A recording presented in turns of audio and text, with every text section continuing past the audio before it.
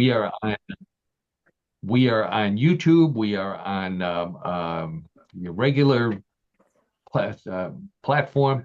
If you need more information, check on Facebook, check on my website, paulseaburn.com. Also, check on newclevelandradio.net, which is the home of What in the World. The That is run by Karen Hale, our producer, media mogul, and at New Cleveland Radio, and our co-host. Also, while you're there, check out all the rest of Karen's great podcast. And nothing like What in the World. What in the World is its own unique podcast, and but Karen's got some great other podcasts for your listening pleasure. And if you need some coaching assistance, um, like the Guardians made today, check out Karen's Yes I Can Coaching with Karen. Please, she's got a whole rundown of the services that she provides, and it's also our sponsor, so it's always good for us if you utilize her services or just check them out. Let's see. The other voice you heard in your ear, our sports guy keeping his eye on the Guardians, is John Dinallo. Hey, John. Hey, Paul. Hi, Karen, and audience. It's another Tuesday, and we're in the right time slot today, so that's very comforting. It's 3:30. Oh, that's right. Oh, So that's right. we're Thank you for bringing that up, John. And I thank you to our buddy Dan down in South Carolina who notified us right away that we had technical difficulties last week. We were broadcasting on Wednesday. That kind of screwed things up for us initially.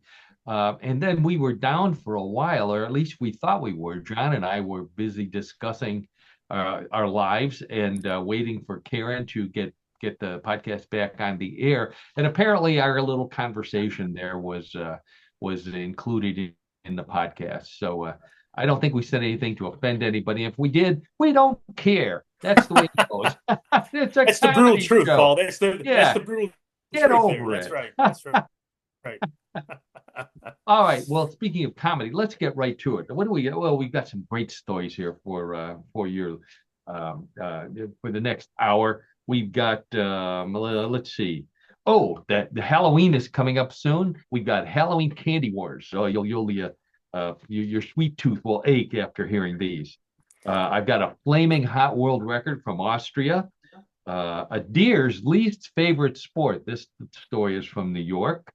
From Scotland, don't skip on this cheating story. That's the headline there. So John's going to help out with that one. We've got another nun you shouldn't mess with, and this is a story from Cleveland, a hometown story. A woman who nailed a job, with emphasis on the nail, in China. Plus, we got more odd news. We've got world records. We've got trivia. Um, some strange sports from John. We got another strange sport. And then we'll play everybody's favorite weird news game, Bluff the co-host. That's at the end of our show. So you want to stick around for that as well. Well, let's get right to it because we've got a lot of stories to cover here today. Okay, so Halloween. Today is September 30th. Halloween is almost exactly 1 month away, which means that if you're like me, you've probably already eaten one whole bag of the candy John, I That's don't know very about accurate. you. Have Oh you no, yeah, started in on it? I've already delved into our Halloween candy, and my wife is concerned about that.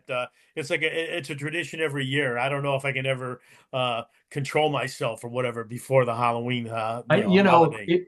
You're right. It wasn't so bad before the warehouses, the Costco's and the Sam's started selling these barrels of candy. Oh sure. You buy that huge bag, you think, oh, we'll have plenty for the kids. I'll just take one little Hershey bar or a Butterfinger.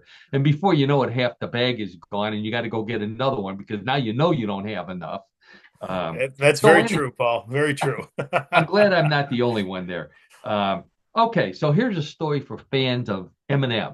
I am an M&M lover. John, you like M&Ms? Love them for sure. Yeah, Yeah. yeah. Okay. Well, wait till you see this. Oh, well, when I say see, that means that I got to have a photo that goes along with this. So why don't I get our photos lined up here? There's our logo right there. There's a picture of my book. What would you say to a naked space alien?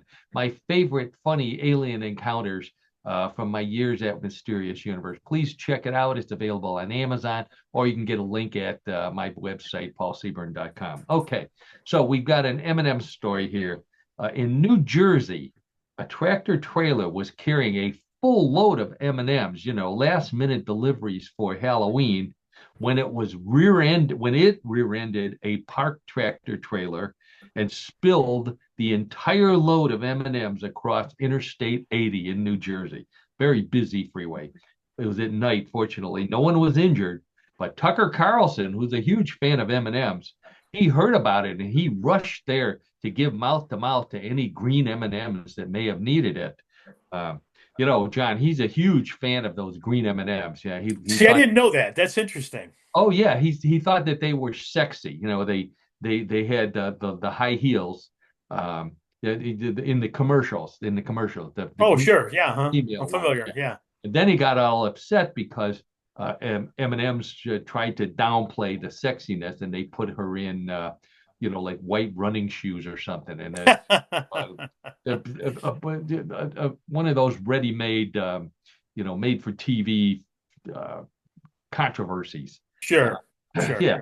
So, but they're popular. Obviously, they're really popular candies.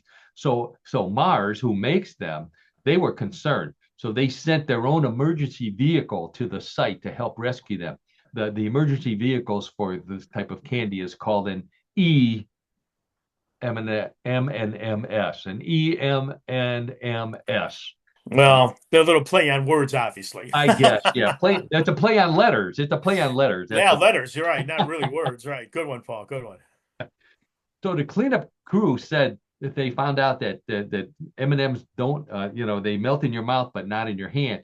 That also counts for raccoons who were coming up with their little tiny hands from the field next door and trying to eat the M&M. They Oh boy. also melted in their mouth but not in their hand. So being a fan of M&Ms, I thought this was interesting. M&Ms date back to the 1930s when the son of the founder, the founder's name was Franklin Clarence Mars, his son Forrest Mars Sr., who passed away, a few decades ago. He'd been around for a long time, but he saw soldiers in the Spanish Civil War eating Smarties. I guess he was stationed overseas. And now Smarties are British candy, not the kind like we have now, but they looked like M&M, but they were milk chocolate covered balls. They were round, and Hmm. it's called hard panning, which is a hardened sugar syrup that covers the inside and prevented them from melting. So it was perfect for soldiers. So Forrest Mars Sr. comes back from the war, and he goes to his father and says, "Hey, we got to make these things. They're great." So on March 3rd, 1941, they patented the machine to make the M&Ms. And their first big customer, coincidentally, was the United States Army, who was getting ready for World War II. I hate to be talking about wars like this, but they so the Army bought it because there's the perfect candy for the soldiers to take along with them because it melted in their mouth, but not in their hands or not in their pocket or their duffel bag. Sure. Carried them in, Sure. yeah. So that's when they started this slogan, the milk chocolate that melts in your mouth, not in your hand. 1941, that's how far back that goes. Biggest mistake that the Mars Company ever made in their lifetime. Steven Spielberg came to them and asked if they would be the candy for this new movie he was going to put together about an extraterrestrial. And, we know the answer to that. Mars turned them down. They didn't think that there would be anything to this movie. So Spielberg went to Reese's, right? And Sure. Of yeah, course. Reese's Pieces, nobody knew anything about Reese's Pieces back before ET. After ET, sales just skyrocketed. They said the next day, sales of Reese's Pieces were up 300% just that movie. Wow. Isn't that wild? Yeah. So, uh, so that's the story of M&Ms. I thought that was pretty interesting there. So while we're talking about M&Ms and Reese's, a judge in Pennsylvania dismissed a lawsuit against the Hershey Company that was filed by consumers who thought that the company's um, Halloween candy, here's a picture of it right here, the Reese's peanut butter pumpkins we're in the white ghost, and I have a picture of the white ghost, but that's a white chocolate peanut butter cup that looks like a ghost. Was we're tricking customers because the wrappers showed, in this particular case, it looks like a jack-o'-lantern shape for the pumpkin, but when and with a face on it. But when you opened it up, there was no face. They were so upset that they sued the company. They sued Hershey's because Wow. it didn't match the wrapper. Um, you know, next thing you know, they're going to be suing M&Ms because the commercial has the green M&M with the legs and the arms and winking at them, and it's not doing that when they pour them into their hand. These people are sick. They're sick. They shouldn't be doing this. But here's my thing, John, and I know you're a big fan of Reese's peanut butter cups, and so am I. If if you're looking at the wrapper for that long of your peanut butter cup and not eating it, you don't deserve to be eating peanut butter cup. You're Oh, not. that's a good point. I'm with you on that, Paul. I'm with you. I have no idea what's on the wrapper of a peanut butter cup, and I don't care. It's not important. I agree. So, and I've got bad news for these people who want to sue. You know what? Remember that commercial? Reese's cups were not invented when a truckload of peanut butter ran into a truckload of chocolate. So don't go suing them for that either. So, despite losing the lawsuit, I'm going to go out on a limb on this, and I'm going to bet that the all ate the evidence when they still ate the peanut butter cups, which is what we would do. Yes, that's true. Yes. Yeah. So Reese's, and then they'll probably sue Reese's because Reese's pieces don't come in pieces; they're in whole little balls. Uh, Hmm. So I was thinking about some of the other candies that come with the hard shell, and one of them that popped up in my research was Jordan almonds. Do you know you're familiar with Jordan almonds, right, John? Paul, I really, I am not. No, tell Oh, me about them. oh, oh, well, I don't have a picture of them, but they're whole almonds covered with a shell, just like um, M&Ms. Are they a And white shell? Are there a white shell over it? Is that what all it different is? colors, all different I colors, see. Okay, all okay. different colors. So they used to be really popular before M&Ms became popular, I guess. But Jordan almonds, it turns out, are not from Jordan. I didn't realize that. They're actually from France, from the French word jardin, which is the French word for garden.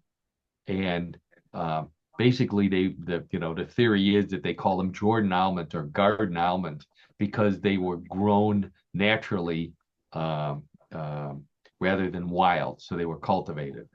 Sounds plausible to me, except some people said no, that's not it.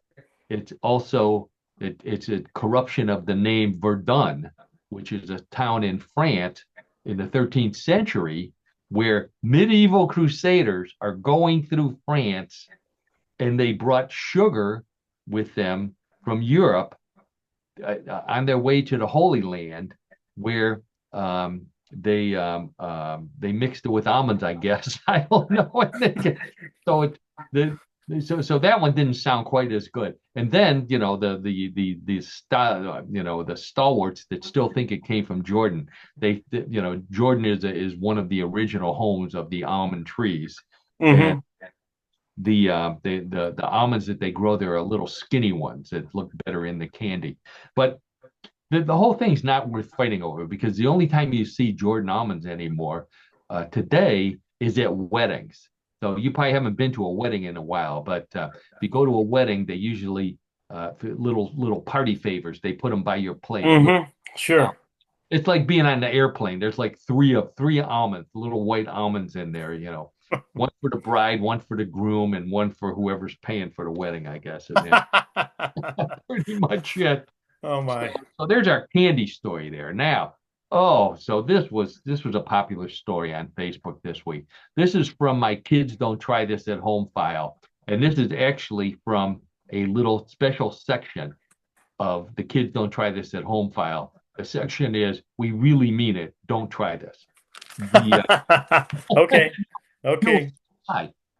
So this guy, Daredevil, his name is Josef Todling of Austria. He became the first person to claim the world record for the fastest 100-meter car pull while on fire. That's not the car, but Joseph. Joseph was on fire with a chain tied to his waist, pulling a car. He did it 100 meters in 56.42 seconds, just under a minute. He pulled the car, which is impressive in and of itself, but he's on fire. he's he's the flames are at least another 4 or 5 feet above his head in this photograph. I love it. They've got people with fire extinguishers running alongside of him. Why does somebody do something like this? Yeah, that's Um, my first blush thought as well, Paul, is why in the world would someone do this? But well, well, here's we find here's what people I heard. doing all kinds of weird things on our show. Yeah, well, rumor has it it's a family thing. He was tired of his brother-in-law constantly coming to parties and bragging about walking on hot coals. So he says, "I'll show you. I'm gonna pull a car while on fire." Now, so the brother-in-law can no longer brag about walking on hot coals after he did that. The driver in the car, by the way, he set his own record as well for the most times in for 100 meters yelling, "You're too close. Get away. You're too close." Uh, Oh boy. Yeah. so you know what he does when he's not doing all this, John? He What does he makes do, Paul? he makes public service announcement videos on the dangers of lighting farts. Um, Oh my gosh. He lives it's a he lives joke. quite a life, this Joseph. Yeah. John, I don't know if you remember this. I performed my own version of this record. I pulled the wagon behind me with my body covered with Bengay. You know, kind of hot, not quite a fire, but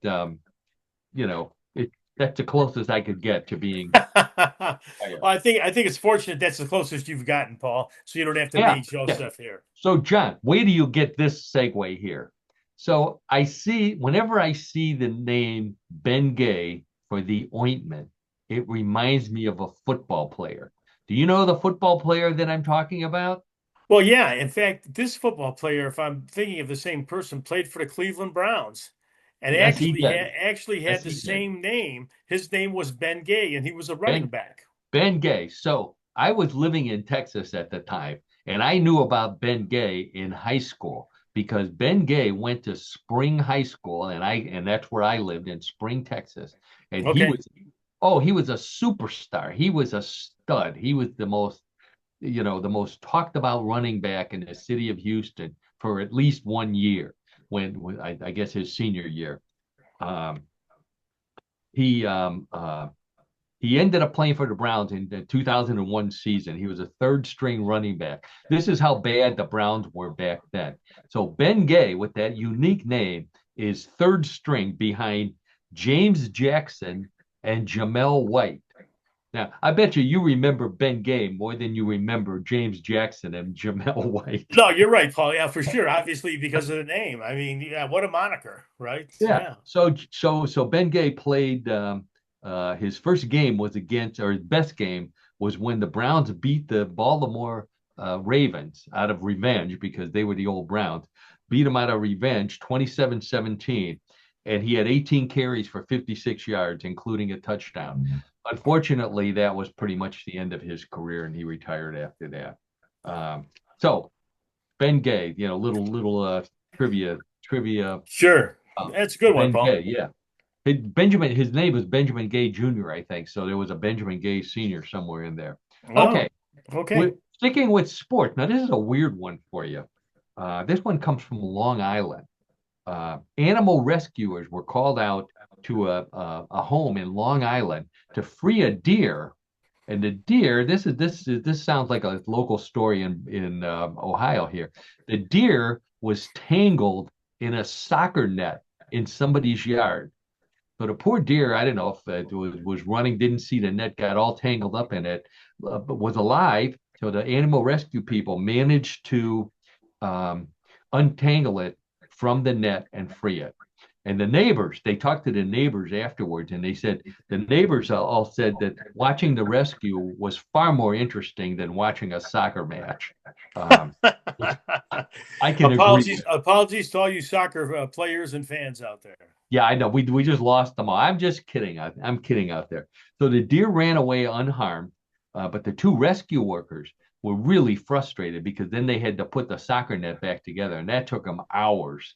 Um, Oh boy, putting all those those things, they never go back together the way they're supposed to. Um, sure. yeah. Later on, they kind of asked the people around the area to keep an eye on the deer to make sure it was okay. And they said, sure enough, it was fine. And a buck came up to it later, and they said the buck was saying that you should forget about soccer. Basketball is the sport you need to be involved with. Which I thought wasn't that amazing that A, the buck could talk, and B, it went all the way from Milwaukee to Long Island. Just Oh my gosh, yeah, right. You don't know what you're going to find on What in the World.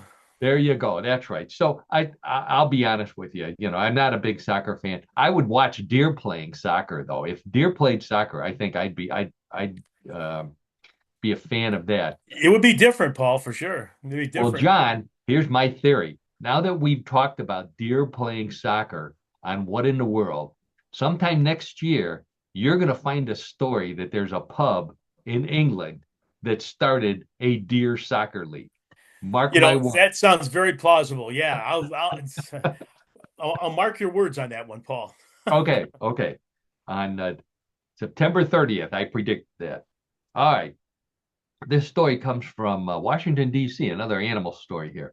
The dockmaster at the Wharf Marina in Washington, D.C., was had to use a net on a pole to catch not a deer, but an alligator. An alligator in Washington, D.C. This was in the Washington Channel, which runs parallel to the Potomac River.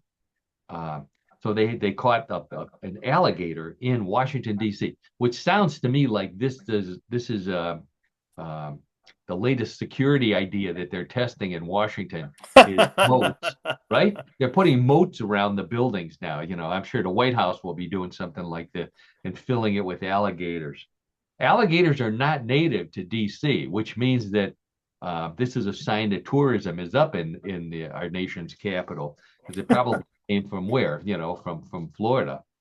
Uh, Now, this was in the channel that runs parallel to the Potomac. So now we know the real reason why Washington crossed the Delaware rather than the Potomac. He probably was afraid of alligators. Oh, that makes sense. Was it? You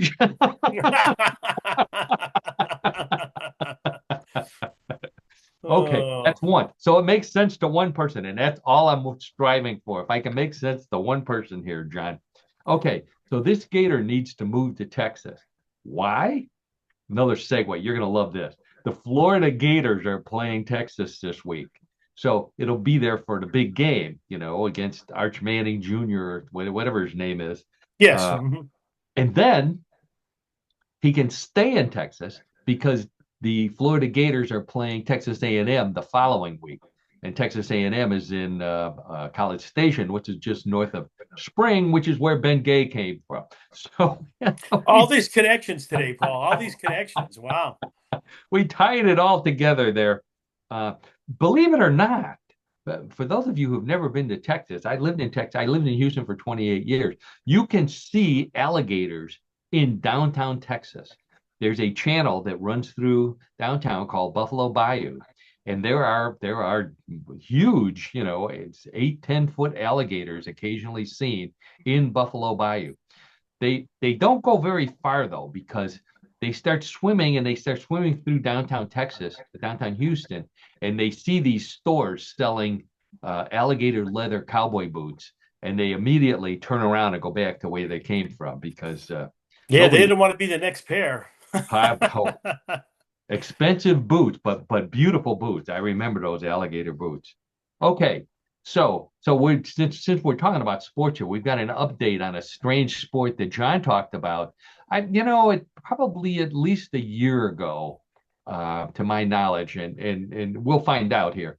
So I'm going to turn it right over to John and give us an update on a sport that we covered before. Yeah, sounds very good, Paul. Thanks. Regular listeners of our show may remember our coverage of the World Stone Skimming Championships, which are held every September on the Western Scotland island of Easdale. It's also called stone skipping, and the stones thrown by competitors to skim across the water must be natural slate rocks from that particular island. I remember that story, John. And but skimming and skipping, that sounds like how we got through high school. Um, Skimming through books and skipping class. And naturally stone sounds like how we got through college, if I remember. Well, wait a moment here, Paul. Speak for yourself. Anyway, this year's championship was marred by, believe it or not, a cheating scandal. Cheating scandal. Are you sure we're not talking about our college days there? Well, listen, I'm going to ignore that last comment because the big news is that some of the competitors in this competition were using stones that were made smoother with a grinding machine. Kyle Matthews, the event's toss master, says he contacted the alleged cheaters. They confessed and they were disqualified. Wow, wow. If he's a toss master, maybe the Browns should give him a call. Well, for once, Paul, I agree with you on that. And that's our strange sports update for this week. Unbelievable. Cheating in stone skipping. I didn't think that I couldn't imagine it when you said you were going to talk about that. But that's it. They grind the stones so that they skim or skip or whatever the heck they do. Yeah, Wow. it's a shame because I mean people do the strangest thing as we know. We find that out week to week, There month you to month go. on this show, and this is just another example. And cheating on top of it, it's a Yeah, shame. yeah. Okay. All right. Cool. Well, John will be back with another strange sport coming up soon. Uh, Okay, thanks, Paul. we got a local story here. So I love this story. Regular listeners know John and I talk about this all the time. Both of us went to Catholic grade schools. In fact, we both went to Catholic high schools and Catholic college. But in grade schools, we were taught by nuns, by Ursuline nuns, as a matter of fact. And so this is a story about a nun, Sister Renee Parman, who is a member of the Humility of Mary Order in Cleveland, Ohio. She celebrated turning 105 years old recently by engaging in one of her favorite activities. Believe it or not, she played golf. Yeah, 105 years old, she plays golf. Wow. Then, yeah, yeah. She also, while she was out there, she engaged in her other favorite activity. When her caddy handed her the wrong club, and she whacked him over the wrist with her ruler. That'll be relevant to some people who attended Catholic grade There you school. go. You can take the nun out of the school, but you can't take the school out of the nun, right? So Oh Sister my. Renee credits golf for her longevity and her years of kneeling for her keen ability to get down on the green and line up a putt. Um, Look at her, she looks like Makes she's in sense. great Yeah, that shape makes for sense to 105 me. years old. Wow. Uh, when asked if she ever stopped playing, if she would ever stop playing, she said, "I already gave up my only other habit." So, Oh, you got the horn out for that one, Paul? is that a horn time? The Sister Renee wouldn't reveal her handicap other than to say that it was a number somewhere between the number of commandments and the deadly sins. So here's our trivia question. Okay. All right, I'm not good. going to ask you to name the commandments, but how about the deadly sins? Number one, how many were there? 7. Seven. That's the easy question. Do you remember? And before we do it, don't feel bad. I couldn't name all seven of them, but well, I'll give you a shot here, and I'll check them off while you're saying them. Okay, I'm going to say envy is one, Yeah. gluttony is another. Oh, good one. Um, Pride. Oh, that's another good one. Yeah. Um, Jealousy. Jealousy. It's almost the same as Lust. envy. Actually, they Yeah. call it lust. Yeah. And or Okay. envy. Yeah, you Uh, got lust and envy are two different ones. So I'm not, okay. Okay. they seem pretty close for me. So I'll give you that one. You're missing, let's see. Oh, the tough one. Did you say greed? Gluttony and I did greed. not say greed. I said did Yeah, say greed, gluttony. greed and gluttony kind of go together. And then there's the sin that's named after a three-toed animal. Do you remember that one? No. Sloth or Oh, sloth. okay, right. Yeah, sloth, right. Meaning that you're not doing your part and you're being lazy, Yeah, right? well, here's the problem, John. That you don't hear much about the seven deadly sins anymore, and part of the reason is they're now called the seven qualifications for public office, uh, Oh boy. Ouch. and that's all the politics we'll talk about there in this segment here. But Good enough. Good enough. now I have a connection to the Sisters of the Humility of Mary because my lovely wife Donna went to Lourdes Academy for high school in what's called Ohio City now, and the Sisters of the Humility of Mary were the teachers there. Hmm. So yeah, now they closed the school during my wife's senior year, and the nuns were so upset. These were tough nuns. She always brags about how tough the Sisters of Humility of Mary were. They actually stormed the bishop's office downtown at the cathedral, and the bishop's administrator, his guard at the door said, "Oh, the bishop is out for the day." Well, the nuns knew he wasn't out, so they said, "Well, we'll just wait here anyways." And they sat outside until they knew the bishop had to go to the bathroom, and that's when they caught him. Oh boy. They caught him and cornered him, but unfortunately, they still closed the school. Unfortunately. Oh boy. Okay. Okay, weirdest story of the week. If you thought of these other stories were weird, wait till you hear this one. Comes from China. That sets it up right there. If it's either Florida or China, it's going to be weird. This one comes from China. A hot new fashion trend in China. Oh, John, you're gonna want this. It's among young people in China. They're getting tattoos, but not on their arms or their legs or on parts of their body that you can't see when they have clothes on. They're getting tattoos on their teeth. Tattoos on their teeth. There's a picture of Oh these. my gosh. Yeah, yeah. It's the perfect way to let your potential date know that you like to do things that you'll regret later. I can't imagine, doing this and then saying, "Oh, geez, I don't really want this." Well, too late. So the tattoos, before you get worried, the tattoos are actually on crowns, which can be removed. But my theory is that's just what the dentists are telling the fathers of these kids who have to pay for the tattoos. Oh, don't worry, we'll be able to take them off. Um, yeah. Now Oh the boy. kids are saying that these tattoos bring them good luck, which I can kind of understand maybe if the tattoo says "I love my hygienist."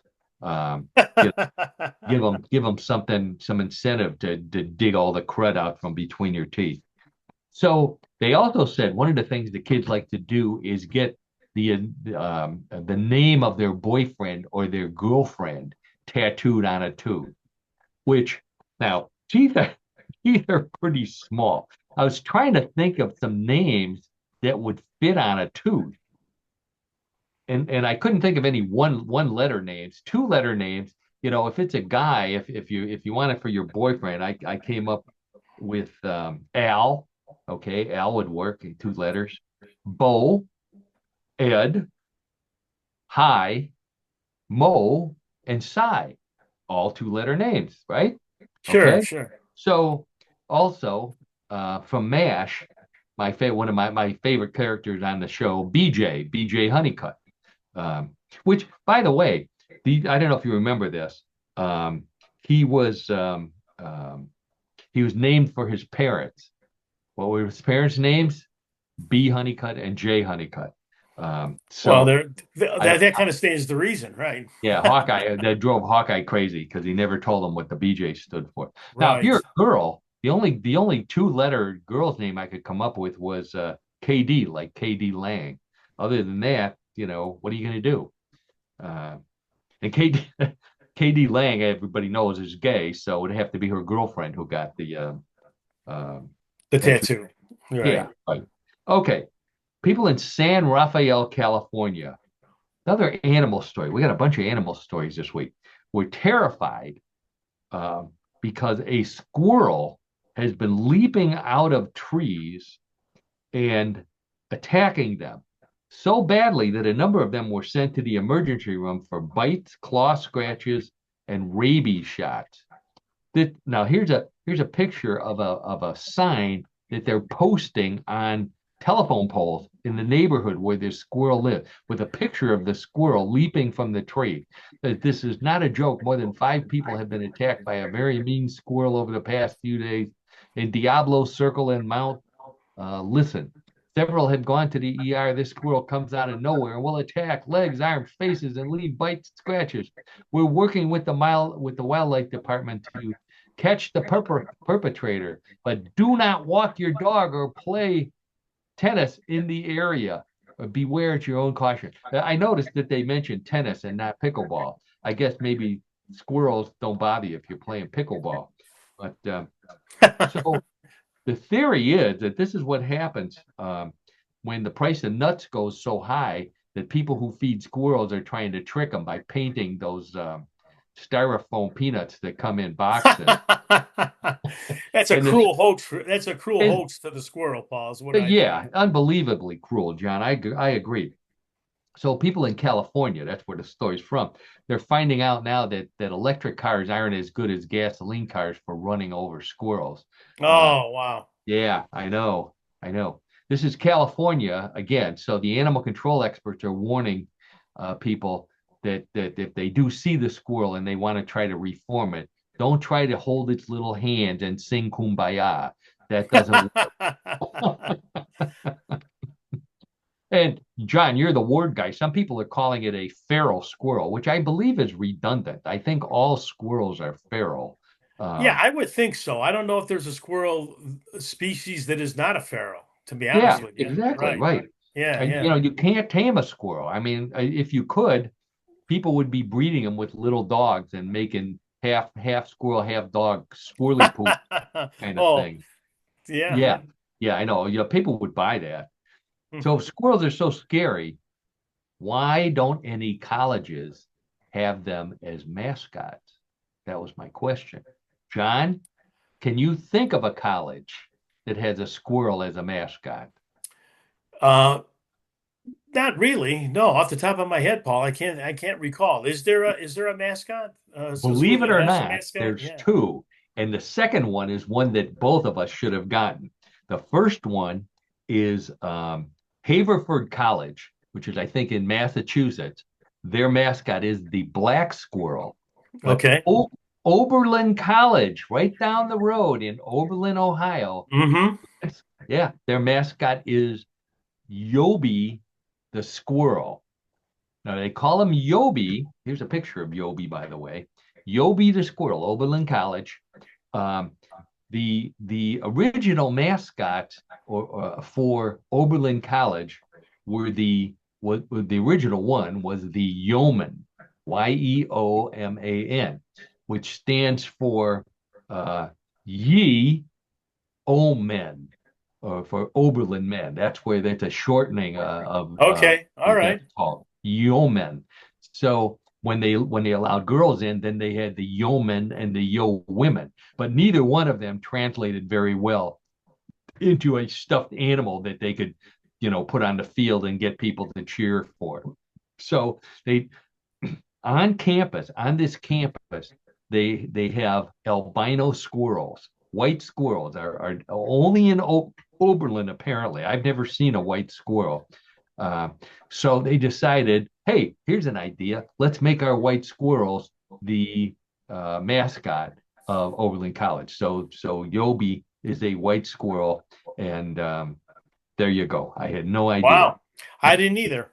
Wow. 2014 is when they officially made Yobi the squirrel their mascot. Okay, All right. So for those of you who are retirement age or already retired out there, John, well, I am as well as John. If you're looking for a side job, and we're always looking for side jobs, here's one. This one also comes from China. Woman in China is making money on the side selling, get ready for this, fingernail clippings. Now, she has a lot of them. She's been collecting them since she was a child. She sells them online for, get ready for this, $21 a kilo. That's for 2.2 pounds. For 2.2 pounds of fingernails, she gets $21. A, I can't imagine 2 pounds of fingernails. And B, I can't imagine anybody paying $21 for them.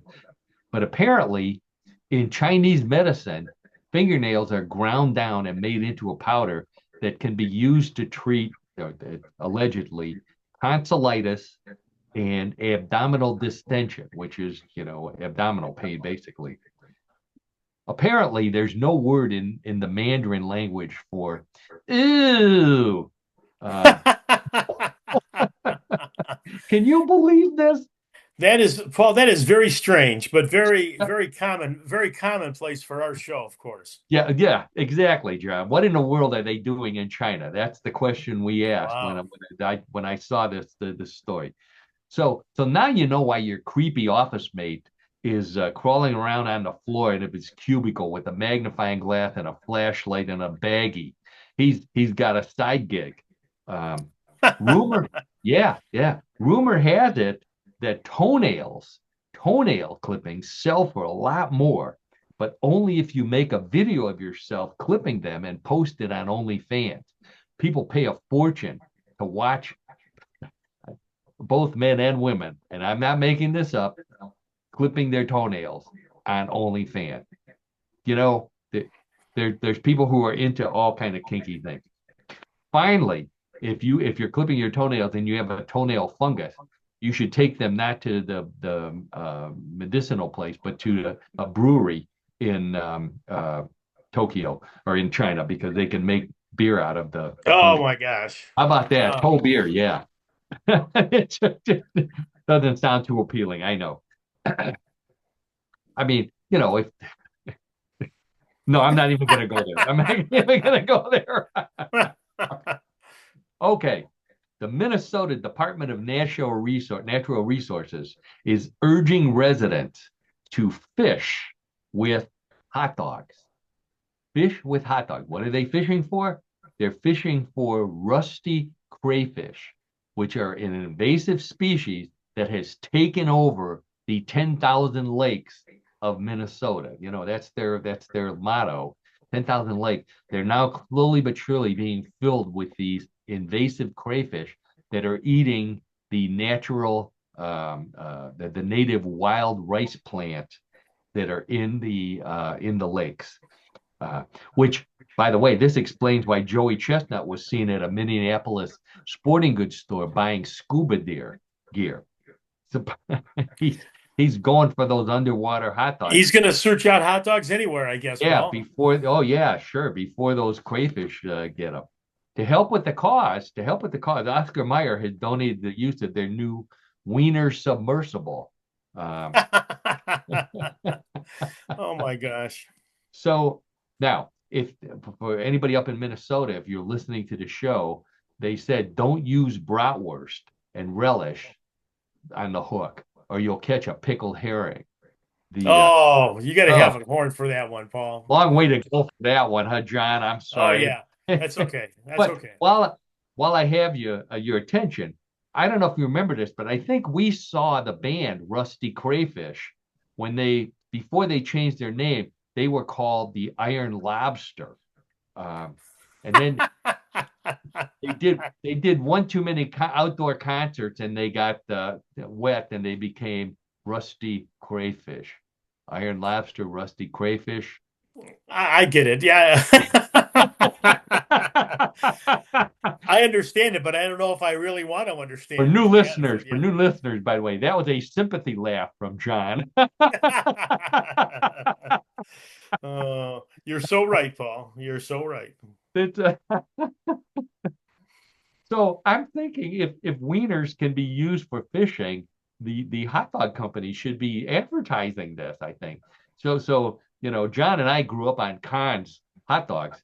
So I think they used to be called Conn's the wiener the world awaited. Now they can be called Conn's the wiener that can also be baited. Oh, well, Like there you that, go. yeah. All right. Okay. So, if I would love to do this because I could finally get the bait on my hook. The hot dogs don't weigh, I don't Yeah, think, right. right? Yeah, but Well, they're not good for fly fishing, because they're way too heavy. The hot dog would be flying off the hook.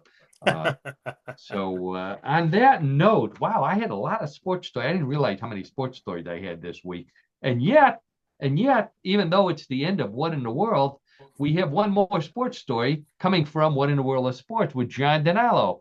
So regular listeners know that John and I go way back. We met in college. We're fraternity brothers.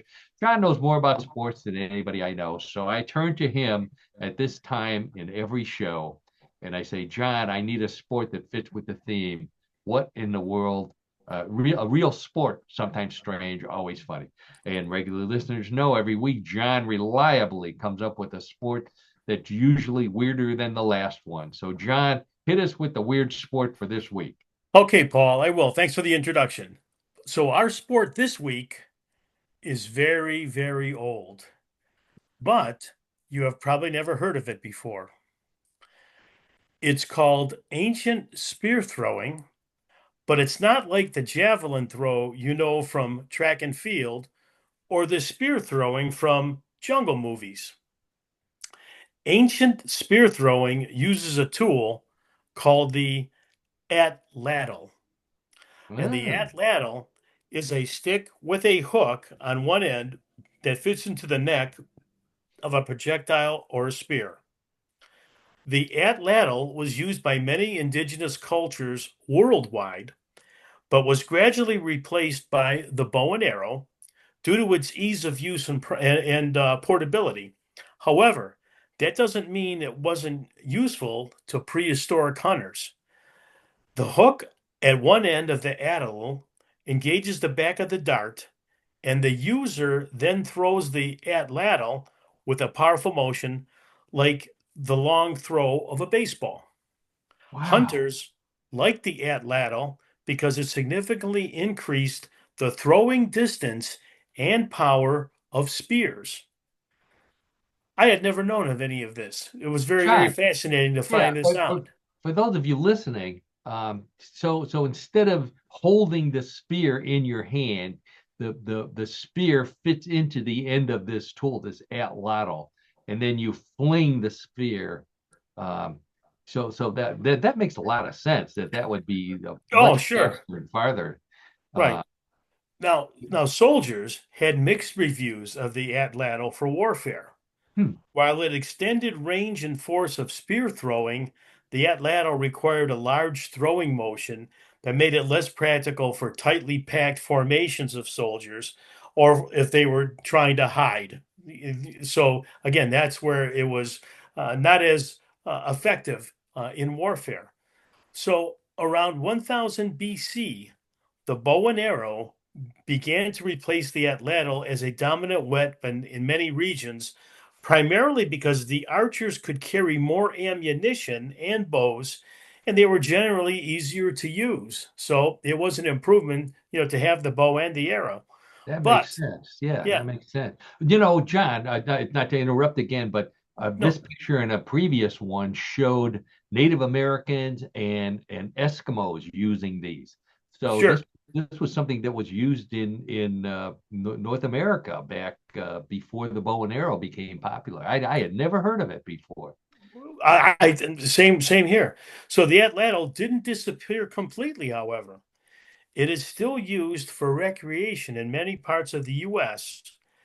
And for this, the atlatl used is a short level like stick that's used with a lightweight spear or a dart that is often tipped with a stone or a dart.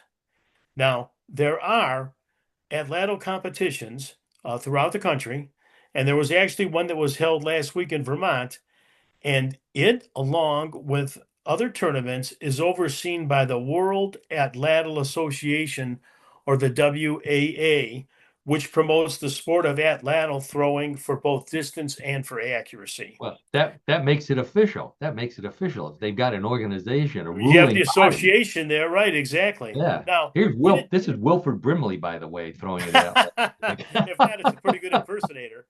In addition, in some states, such as Missouri and Alabama, atlatls are permitted for hunting certain wild game, though regulations of its usage varies by location. But I can again, see that. still used Yeah. in wild game hunting. So, in summary, ancient spear throwing with an atlatl sounds like a competition that should be more popular than it is. We could use another throwing sport in the Olympics instead of breakdancing. And if that's not extreme enough for the younger crowd, there's always spear catching. Oh yeah. That would show some courage. Catch There the you go. spear, That's right. That's catch the right. spear. Especially if it was flung from an atlatl.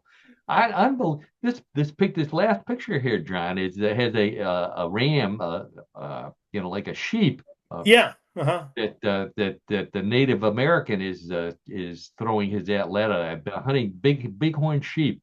That makes sense. Bighorn sheep are up in the mountains. They could shoot fling that spear a long way. Right, What a sure. and this is this is an ad from the annual contest that is held every year. It looked like in March, and you said there was just a competition in Vermont. Yeah, just recently in Vermont. Yeah, Yeah, wow. and so again, it's unusual. It's an unusual Yeah. sport, right? And it goes back to a long, long time ago. So some people still are able to compete with the atlatl with that tool, and again make their spear throwing more enhanced.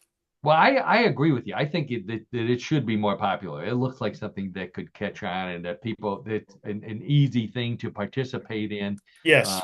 Hmm. and maybe to get good at. So, but I was thinking I had never heard anything like this before, and then I started thinking it sounded familiar, and it took me back to when we were in college, and I seem to remember that another fraternity challenged us to a spear throwing competition. Now, I don't think there were any atlatls involved. If there were, I don't remember. But we were challenged to a spear throwing competition in Cleveland, Ohio. Do you remember that? Paul, now that you mention it, I actually do. Most of the Oh, you times do, I yeah. don't most of the time I don't remember, but I do remember this one. Yes. Thanks for bringing it to my attention. And I know why you remember, John, because when we were you and I were always we always got picked to do the dirty work of setting everything up and finding spears and things like that, and we couldn't find a spear anywhere. And then you remembered a game that you used to play with your young friends when you were a kid in grade school with all the nuns. That sport was dill spear throwing. And there's a picture of young John throwing a pickle. Looked like a dill pickle right there, a dill spear. And so I thought this is perfect. This is the perfect sport for us because real spears are too dangerous. But dill spears, I think we could handle that. We could probably win the competition. So since it didn't say what kind of spears, we showed up with dill spears. Now I was since John already was experienced at throwing the spear. I was the catcher of the spear. So here's a picture of me in the dorm room practicing my catching skills with a bunch of really large dill pickles over there. So believe it or not, this was so popular. I don't know if you remember this, John. Some of the sororities joined in, and we had everybody throwing dill spears across the campus, across the quad. Uh, That's why I remember because everybody was interested in it, it was Paul. a fun time. A fun time was had by all, and all because we Absolutely. were challenged to a game of spear throwing. Good, clean fun. See, you know, people say, "Oh, fraternities, all they do is drink beer and cause trouble." Well, no, we also had good, clean fun occasionally. That's very accurate, Paul. Very accurate. All right. Well, that's the end of What in the World of Sports. Thank you again, John, for that sport. You're And welcome, Paul. that means it's time for Bluff, the co-host, everybody's favorite weird news game. We've been joined by our other competitor here. Karen Hale. The rules for Bluff the Co-host are simple. I have three stories, similar to the ones we've been talking about all afternoon. One big difference, and that is those stories were real. These stories may be real, they may be a bluff, hence the name. It's up to John, Karen, and those of you playing at home to decide real or bluff. Wagering is allowed, so place your bets. John and Karen, hands on the buzzer. Let's get right to story number one. Students at a high school in North Carolina complained for weeks about a strange smell, which was so overpowering, some became physically ill. It wasn't coming from anyone's gym locker, so the school spent $55,000 for multiple inspections and repairs to its air conditioning system. When that didn't work, they set up hidden security cameras and finally found the cause. A teaching assistant was sneaking around and spraying fart spray in rooms before the classes. While the high school's boys admired the prank, the administration didn't, and the assistant was fired and arrested on charges of malicious injury to property and disturbing school. Students say the school smells fine now, except when the cafeteria serves bean surprise. Okay, so a high school in North Carolina, kids were getting sick because of this smell. They couldn't figure out what it was. It was a teacher's assistant spraying fart spray in rooms before school began. Real or bluff? Karen, we'll start with you. Well, in this world that we live in, it sounds real, which is sad. But I'm going to say it's a real story. Okay, so Karen says that it's a sadly real story. John, how about you? Oh, I agree with Karen on this for sure. I mean, I can see people do the weirdest things. We've learned this week in, week out on this show, and I could see someone, it doesn't necessarily have to be in North Carolina, anywhere in this country, they would do a prank like this, right? I mean, people are capable of doing anything. And to Karen's point, it is sad though, but I think it's true. So, John, does anyone you went to school with come to mind as someone who would perpetrate a prank like this? As a matter of fact, when I was in high school, in our physics class, before our physics class started one day, we saw a person. Well, we really didn't see the whole person. We just saw the person's arm. And he went in and he actually had a bar of, or a bottle, I should say, of fart spray, fart juice, whatever it was. And he actually dropped several droplets of it, right? And it was, needless to say, it was hard to be able to stay in class because the smell was terrible. But that was done, and so again, kind of brings me back from years ago if something like that happened. There But you go. I think it's a true story.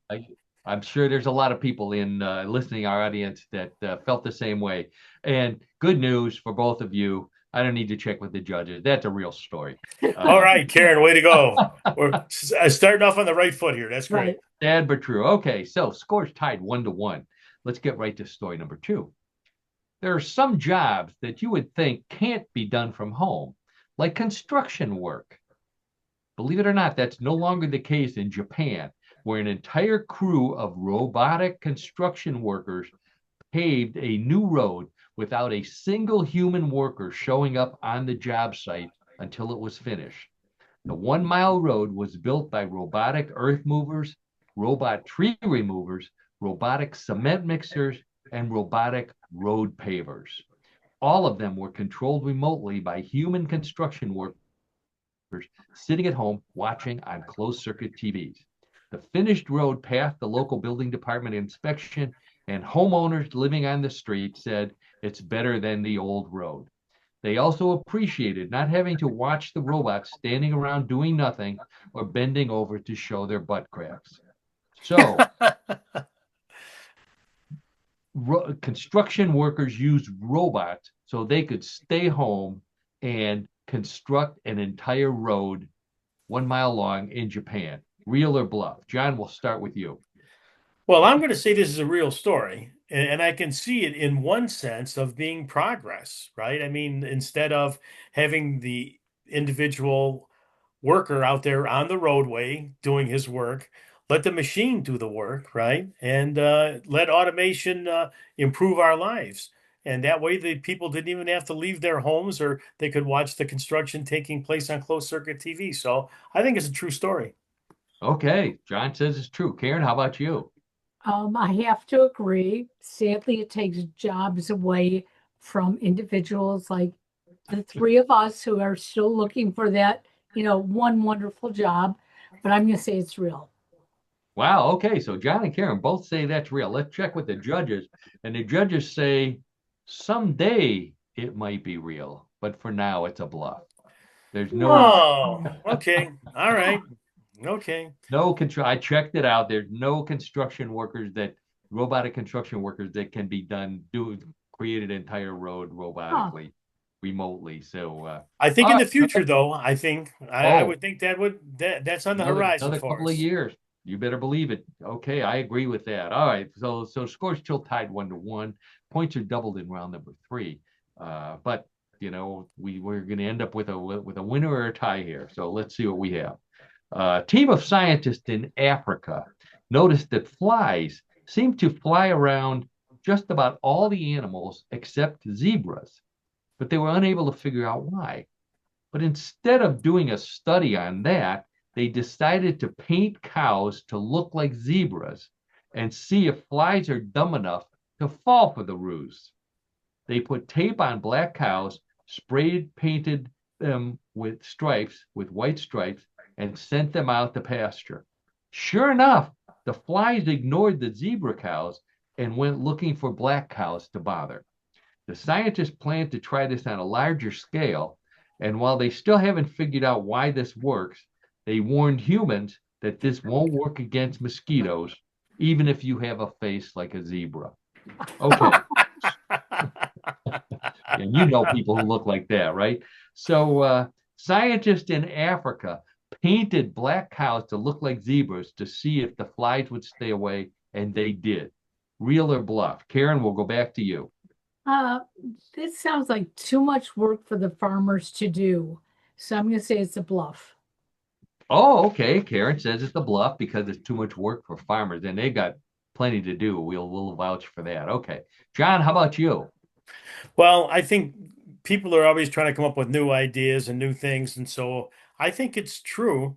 I don't know if it's a good use of time and money, though, in terms of doing this, right? Those scientists doing it, but I'm going to say that they actually made an attempt to do it to see uh, if again the flies could detect that it wasn't real. So I'm going to say Okay. I'm going to say it's a real story. All right. So Karen says the cows dressed like zebras chasing away flies is a bluff. John says it's real. The judges say, congratulations, John. Not only is that a real story, but those scientists won an award, the Ig Nobel Prize Award Wow. this yeah, for the Wow. for the dumbest idea that was real. And so John, your theory is true. It's Okay, good. Well, that's good. yeah. Yeah. Well, Good all right. work Well, there. okay. Well, They yeah. actually got paid to do this. Yeah. Yeah. Not the Well. cows, by the way. The poor Oh cows my. get the benefit was the no flies. So I think we have now reached the end of another episode of What in the World. I want to thank Karen Hale, our producer, media mogul at newclevelandradio.net, our co-host.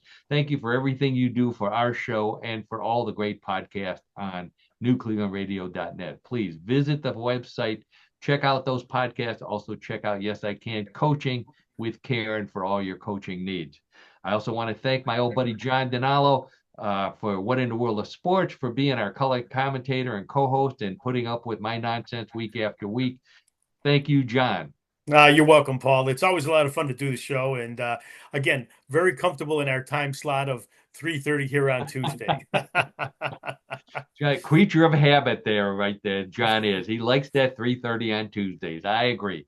And I hope all of you do. And that's the last people we want to thank, but you're the most important. I want to thank our listeners, whether you're live or listening to us in the future or watching us on YouTube in the future. Thank you so much for joining us every week.